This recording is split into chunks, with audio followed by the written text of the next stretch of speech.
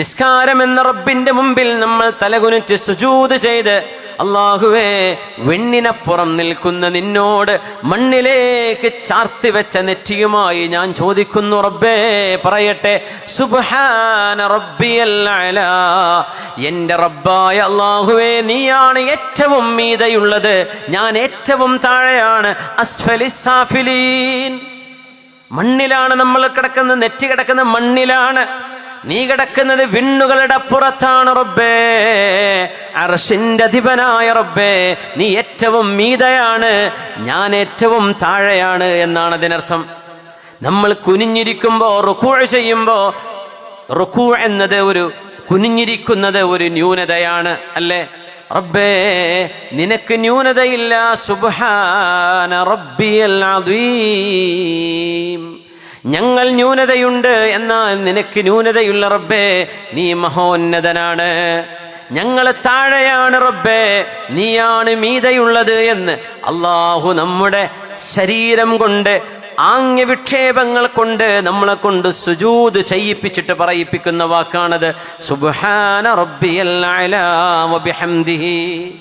ഈ സുജൂദിന്റെ മധുരമറിയാൻ കഴിയാതെ സുജൂദും നിസ്കാരവും ചെയ്യേണ്ടതിന് പകരം വീഡിയോസും അതും ഇതും കണ്ടുകൊണ്ട് സമയം കളയുന്ന പാട്ടുകൾക്ക്, മ്യൂസിക്കിന് അടിമകളായി കഴിയുന്ന യുവതലമുറയോട് പറയട്ടെ, വമൻ അറദ അൻ ദിക്രി ഫഇന്ന ലഹു മഈശതൻ ദൻകാ വനഹ്ശുറുഹു യൗമൽ ഖിയാമത്തി അഅമാ قال رب لم حشرتني أعمى وقد كنت بصيرا قال كذلك أتتك آياتنا فنسيتها فكذلك اليوم تنسى.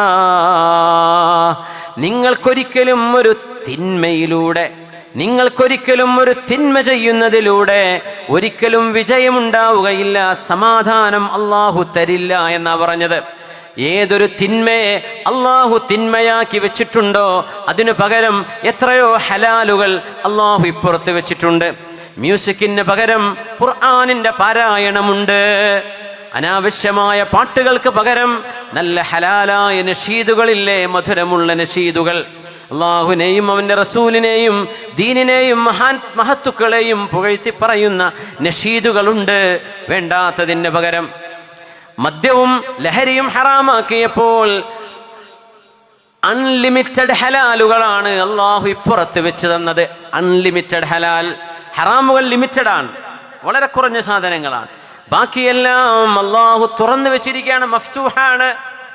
എന്നിട്ടും അള്ളാഹു 5 നേരത്തെ നിസ്കാരമാണ് നമ്മളോട് ചോദിച്ചത്. 50 വക്തല്ല ഇപ്പൊ നമ്മൾ നിസ്കരിക്കുന്ന, 5 വക്താണ്. ആ ഒരു 5 വക്ത് റബ്ബ് തആലക്ക് വേണ്ടി കൊടുക്കാൻ നമ്മളെ കൊണ്ട് സാധിക്കാതെ വന്നാൽ നിങ്ങൾ അറിയണേ, നിങ്ങൾ എത്ര ചിരിച്ച് സന്തുഷ്ടരാണ് എന്ന് പറഞ്ഞ് നിങ്ങൾ സ്റ്റാറ്റസ് വെച്ച് ഞെളിഞ്ഞിട്ടും കാര്യമില്ല. മഈശതൻ ദൻകാ,